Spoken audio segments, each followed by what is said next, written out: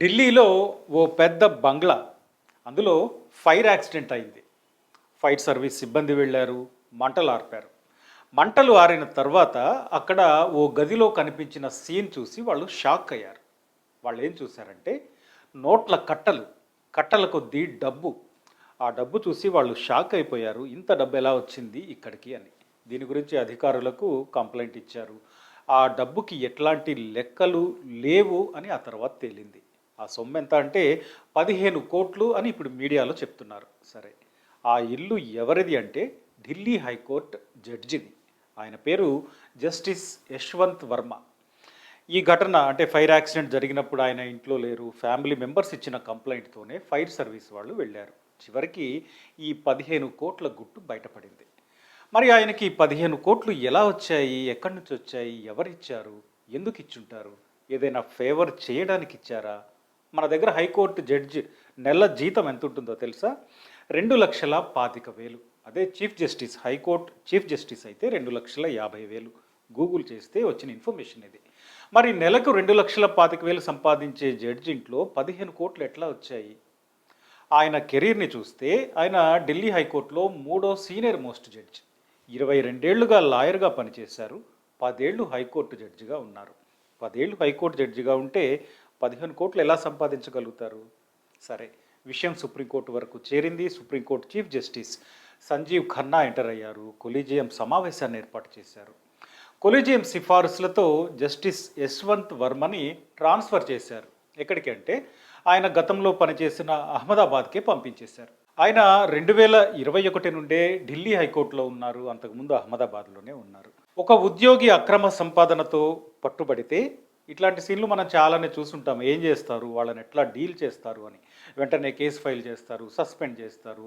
అతను లేదా ఆమె ఇళ్లతో పాటు వాళ్ళ బంధువుల ఇళ్ళు, సోదాలు, హడావుడి, చాలా గోల జరుగుతుంది. వాళ్ళు అరెస్ట్ అయిపోతారు. కానీ ఇక్కడ ఉన్నది ఒక జడ్జ్. న్యాయ వ్యవస్థ అత్యున్నతమైనది, చాలా స్వచ్ఛంగా ఉంటుంది అని సమాజం భావిస్తుంది, ఉండాలి అని ఆశిస్తుంది. మరి కోట్ల రూపాయలు దొరికిన న్యాయమూర్తిని జస్ట్ ట్రాన్స్ఫర్ చేసేస్తే జనం ఏమనుకుంటారు? న్యాయ వ్యవస్థ ప్రతిష్ట దెబ్బతినదా? ఇది కొలీజియంలో కొందరు న్యాయమూర్తుల వాదన. దర్యాప్తు చేయాలి అని కొందరు అన్నారు, అభిశంసన చేయాలి అని కొంతమంది వాదించారు. చివరికి అంతర్గత విచారణకు సుప్రీంకోర్టు ఆదేశించింది. 3 సుప్రీంకోర్టు న్యాయమూర్తులు ఈ పని చేస్తున్నారు. సుప్రీంకోర్టు అంతర్గత విచారణ విధానం ప్రకారం అంతర్గత ప్యానెల్ ఇచ్చే నివేదిక ఆధారంగా తదుపరి చర్యలు ఉంటాయి. ఆయన మీద ఎట్లాంటి చర్యలు తీసుకుంటారనేది అప్పుడు డిసైడ్ అవుతుంది. అయితే అవినీతికి పాల్పడ్డాడు అని తేలితే అప్పుడేమవుతుంది? ఆయన్ని తొలగించవచ్చా అంటే ఒక న్యాయమూర్తి అభిశంసన అంత తేలిక కాదు.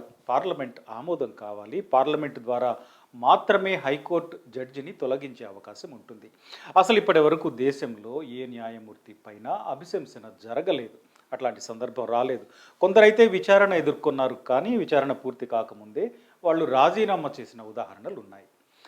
ఇప్పుడు జస్టిస్ వర్మ విషయంలో ఏం జరుగుతుందో చూడాలి. మరి సాధారణ ఉద్యోగులనైతే క్షణంలో సస్పెండ్ చేయొచ్చు, వాళ్ళ మీద కేసులు ఫైల్ చేస్తారు, విచారణ జరుగుతుంది. కానీ జ్యుడిషియరీపై ఉండే నమ్మకం, దాని ప్రత్యేక స్వభావం, ఆ వ్యవస్థ నిజాయితీగా పనిచేస్తుందని, చేయాలి అనే భావన న్యాయమూర్తులకు చాలా రక్షణలు ఇచ్చింది. ఇక్కడ ఏం చేస్తారంటే అవినీతి అవకతవకలకు పాల్పడే న్యాయమూర్తుల విషయంలో సుప్రీంకోర్టు 1999లో కొన్ని ప్రత్యేక మార్గదర్శకాలను విడుదల చేసింది. వాటి ప్రకారం మొదట ప్రధాన న్యాయమూర్తి ఆరోపణలు ఎదుర్కొంటున్న జడ్జిని వివరణ అడుగుతారు.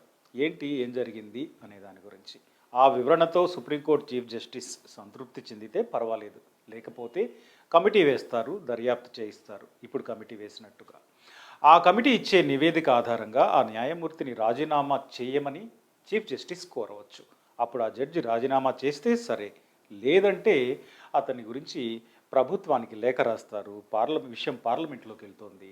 పార్లమెంటు ద్వారా అభిశంసన చేస్తారు. దీనికి రాజ్యాంగంలో ఆర్టికల్ 124(4) ప్రకారం ఆ జడ్జిని తొలగించే అధికారం పార్లమెంటుకు ఉంది.